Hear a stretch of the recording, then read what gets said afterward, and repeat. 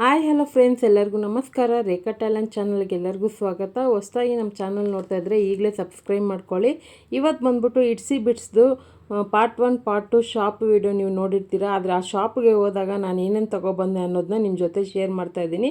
ಪ್ರತಿಯೊಂದು ಈ ವಿಡಿಯೋದಲ್ಲಿ ತೋರಿಸ್ತೀನಿ, ಲಾಸ್ಟ್ ಗಂಟೆ ನೋಡಿ. ಸೊ ಹಾಗೆ ಈ ವಿಡಿಯೋಗೆ ಒಂದು ಲೈಕ್ ಮಾಡಿಬಿಟ್ಟು ಹೋಗಿ.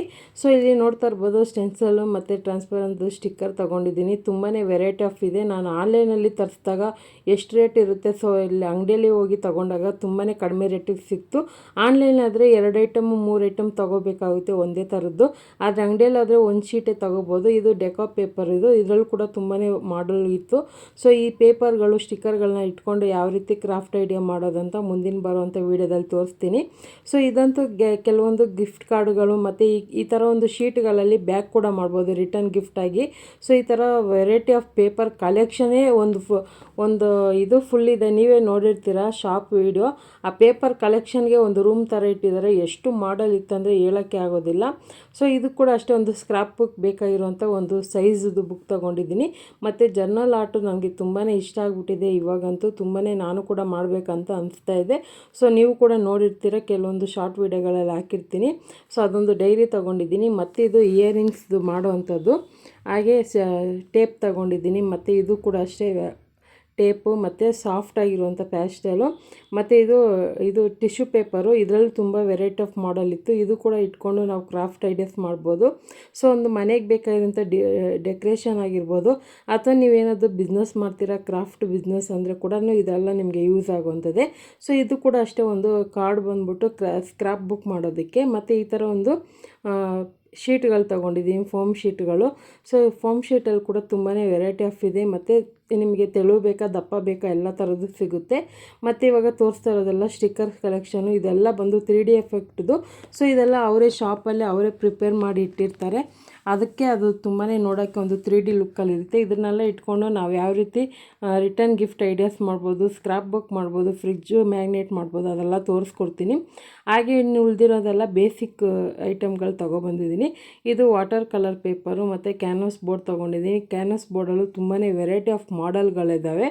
ಸೊ ನಾನಿಲ್ಲಿ ಸ್ಕ್ವೇರ್ ಶೇಪಲ್ಲಿ ತೊಗೊಂಡೆ. ರೌಂಡ್ ಶೇಪು ಬೇಕು ಅಂದ್ಕೊಂಡಿದ್ದೆ, ಅದೇ ಮರ್ತ್ಕೊಬಂದ್ಬಿಟ್ಟೆ. ನೆಕ್ಸ್ಟ್ ಟೈಮ್ ಹೋದಾಗ ತೊಗೋಬೋದು. ತೊಗೊಳ್ಳೋದಕ್ಕಿಂತ ಆನ್ಲೈನಲ್ಲಿ ಕೂಡ ತೊಗೋಬೋದು. ನಿಮಗೆ ಇಡ್ಸಿ ಬಿಡಿಸಿದ್ದು ಎಲ್ಲ ಥರ ಆನ್ಲೈನಲ್ಲೂ ಕೂಡ ಸಿಗುತ್ತೆ ನಿಮಗೆ, ಅಥವಾ ಇವ್ರದ್ದೇ ಆನ್ಲೈನ್ ಕೂಡ ಇದೆ, ಅದರಲ್ಲೂ ಕೂಡ ತೊಗೋಬೋದು. ಇದೆಲ್ಲ ಬಂದ್ಬಿಟ್ಟು ನೋಡಿ ಸ್ಕ್ರಾಪ್ ಬುಕ್ ಬೇಕಾಗಿರೋಂಥ ಸ್ಟಿಕ್ಕರ್ಗಳು. ನೆಕ್ಸ್ಟ್ ಇದೊಂದು ಫುಲ್ ಪ್ಯಾಕೆಟಲ್ಲಿ ಎಲ್ಲ ಮಾಡಲ್ ಶೀಟ್ಗಳು ಸಿಗುತ್ತೆ. ಇದು ಸಪ್ರೇಟಾಗಿ ಒಂದು ವೀಡಿಯೋ ಮಾಡಿ ಹಾಕ್ತೀನಿ ನಾನು, ಯಾವ ರೀತಿ ಯೂಸ್ ಮಾಡ್ಬೋದು ಅದನ್ನು ಅಂತ.